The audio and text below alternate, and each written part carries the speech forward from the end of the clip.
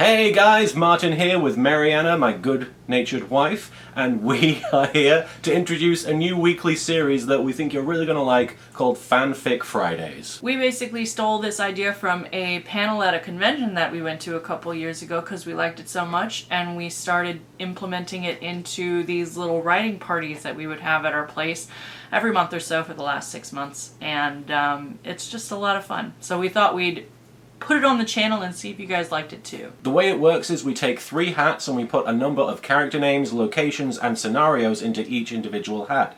Then every contestant draws a certain number of slips from each hat, and then they have the structure of their fanfiction that they must write, and they have 30 minutes in which to write it. We basically just did this over the last weekend, and we thought we would read our fanfictions from this week for you guys, so you can kind of get a taste of what we do and a taste of what to expect in the future. You're going to taste what we do. Lots of tasting involved. Just in the background, oh. If you guys like this, and we hope you do, well, we're probably going to do it weekly and have 3 different fanfics each time, at least, because we have Marianne, me, and our roommate Caitlyn Muncy also taking part, so we really hope you like it. The following fanfics are based on existing properties. We do not own the rights to the characters or the locations associated with them. These stories are intended to be non-profit and are written for fun only. Each author was randomly assigned 2 characters, a location, and a scenario. Each contestant was given 30 minutes to finish their story. What follows is the shocking results. Hey, this is Martin, and the characters I got were Taya Gardner from Yu-Gi-Oh! Surprisingly. Actually, it was a total surprise, I didn't expect that.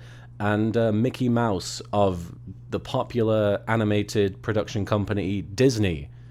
You may be familiar with it. The location I got was a golf course, the 18th hole specifically, and the scenario was the 2 characters arguing over who did the dishes last. 4!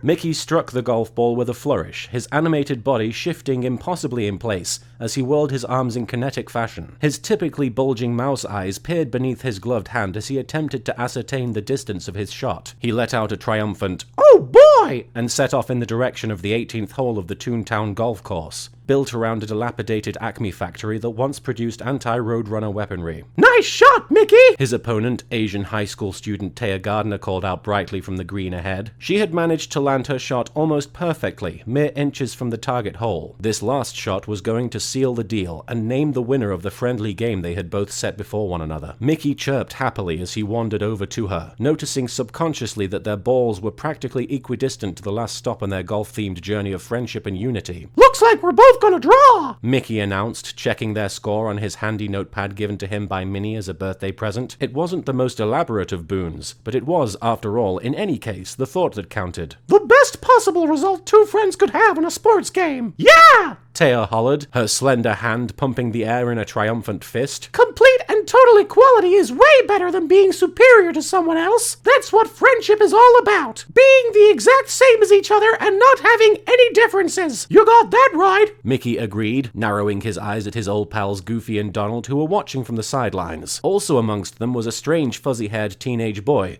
with an unnecessarily large grin on his face. Donald and Goofy had been hanging out with him a lot lately, and Mickey was worried he was a bad influence. However, Mickey couldn't complain. After all, that Sora kid had loaned him this bomb-ass keyblade, which made for a perfect golf club in lieu of the boring, traditional version. "Taya, I'm so glad I got a roommate like you. Ever since that Oswald guy had to move out and go find a home someplace else, it's been real lonely." "You bet," Taya beamed, bending forward to position herself to put the ball square into the hole. It was an easy shot, no skill required. Mickey enjoyed the simplicity of it, appreciated the lack of any real stakes or danger. It all seemed so wholesome. "When I saw your ad, I just had to move in with you. I mean, all it said was, 'Roommate wanted.' Must be my best friend in the entire universe. Who on earth could pass that up? Only a jerk like Pete, I bet." Mickey referred to his on-again, off-again nemesis. Mickey leaned on the keyblade and reflected on their last meeting, which involved whacking Pete over the head with a baseball bat and then skewering him with a garden rake. Such wonderful adventures. Mickey nodded at Taya and awaited her inevitable sinking of the golf ball, admiring his enormous shoes as he commented passively, "But hey, at least Pete would probably do the dishes once in a while." Taya paused in mid-putt, her golf club hovering just above the ground as her round face twitched with irritation. "What was that?" "Oh, you know," Mickey continued, his voice as jovial as ever. "I mean, Pete's a grouch, sure, but at least he probably does the chores once in a while. Remember how last time we had guests over, you just left all the dishes in the sink?" "What?" What a disaster! Taya's face became bereft of emotion, and she turned to look askance at Mickey, her eyes losing their usual girlish luster and instead displaying an intense bitterness that caused Mickey's nose to flinch with a zany spring sound effect. It was your turn to do the dishes, Mickey. We went over this dozens of times. I can't believe you're still bringing this up. Oh yeah, it's just, Mickey continued, wringing his white-gloved hands together as though he were surveying a chessboard and trying to decide which pieces should go where. You were being kind of a bitch talking back to me, and well, that's not really what a best friend would do, especially to a king. You're not a king, Taya growled, completely ignoring their game at this point. She kept the putter clutched in her hands, her grip on it tightening to match her clenched jaw. We live in a two-bed apartment. There's a cartoon ox who hangs out outside selling weed. Isn't a king supposed to live in a palace? I'm the rightful heir to Disneyland. Mickey shot back, waving his hands dismissively and then commenting on her poise. You're not gonna land that shot if you hold it like that. I'm gonna land something. Taya snapped back, the club swinging up as she raised her arms, her short skirt blowing in the afternoon breeze. Not any dancing gigs. Mickey scoffed at Taya's chosen profession, his voice constantly merry despite his aggressive jibes. Not at your current weight anyway. Have you checked out the competition lately?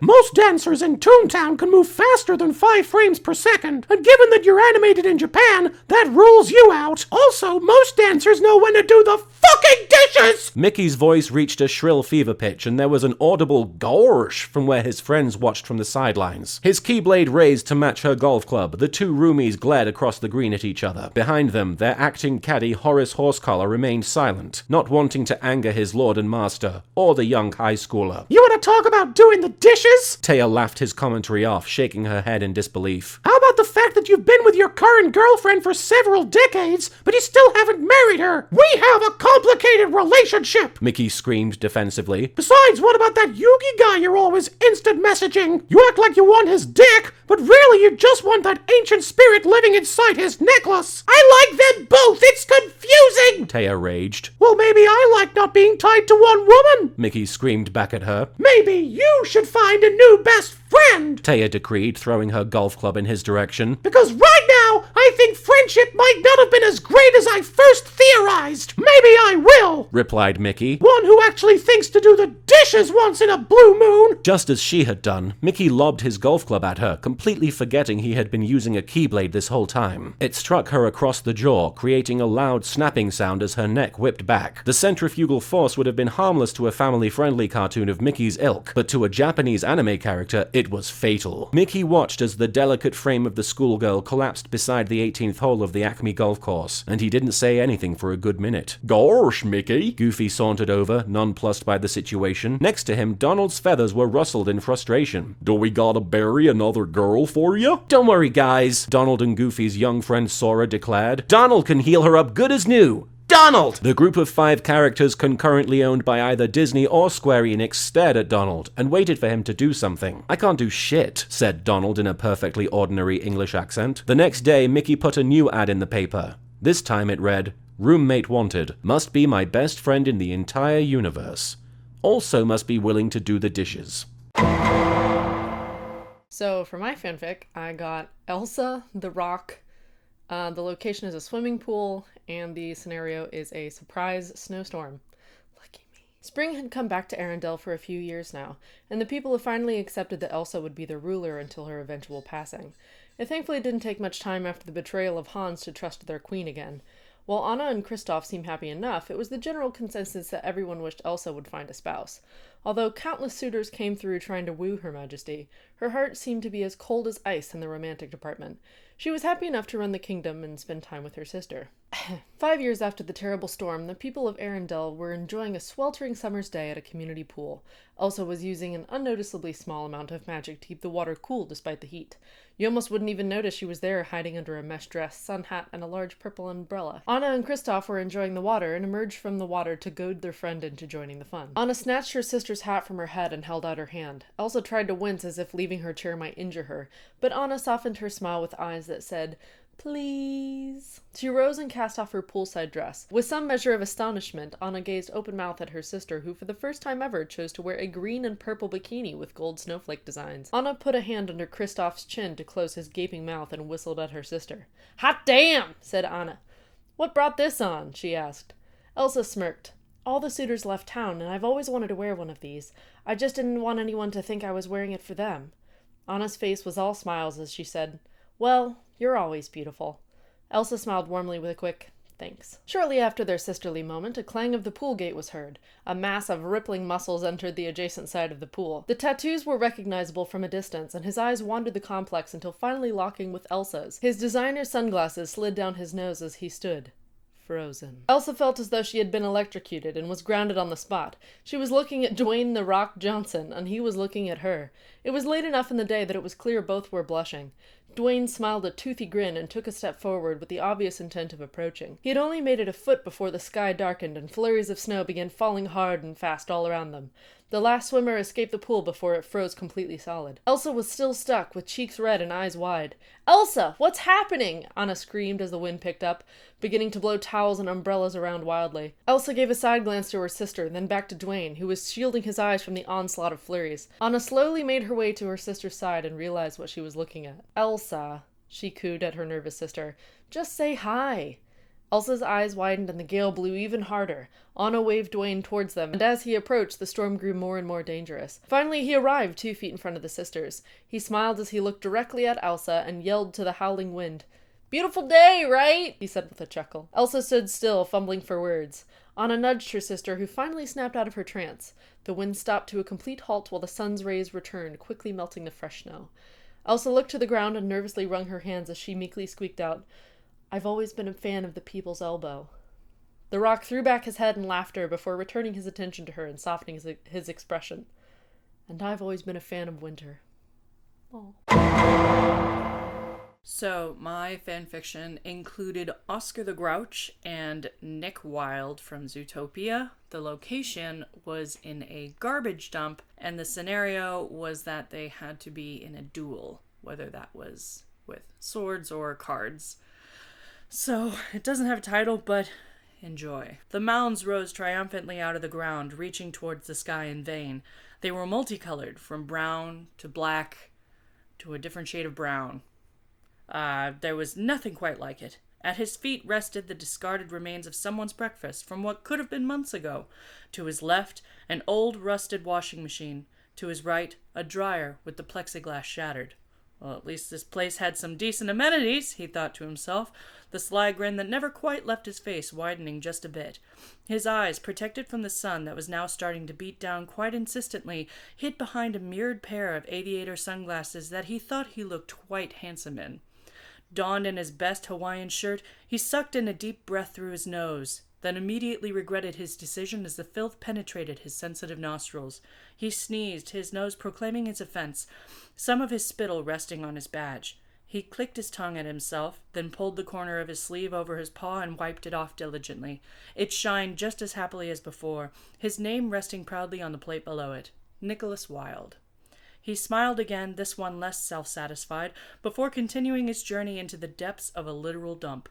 This place was a hot spot for drug deals, or at least that's what he had been told by a particularly eager CI.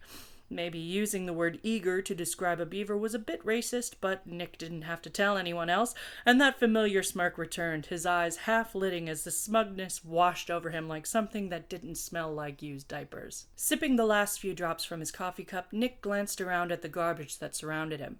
A half-hearted shrug was all he allowed himself as an excuse before tossing the cup over his shoulder into yet another pile of trash. But instead of the empty clatter of the styrofoam, a rough cry erupted from the action, and Nick whipped around to spot a familiar, grotesque face.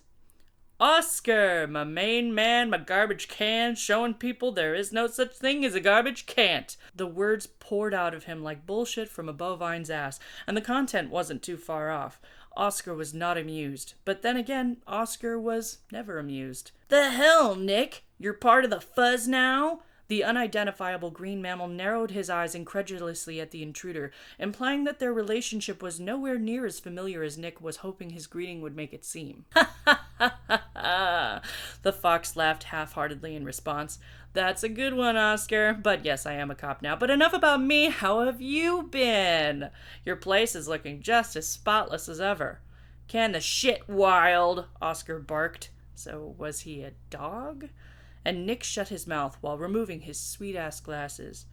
"The hell are you doing here? You were trouble before. Why the hell would I want you around now?" "Well, Oscar," Nick said, loosening his tie in an effort to appear casual.